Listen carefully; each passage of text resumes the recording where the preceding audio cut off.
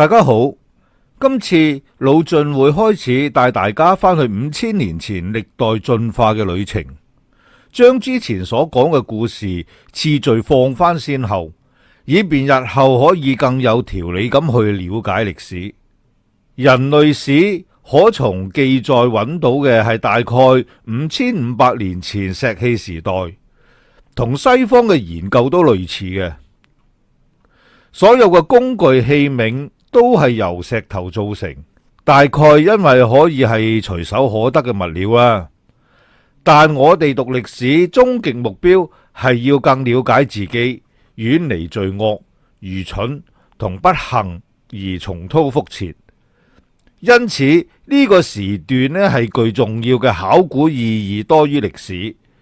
所以日後咧其實係好少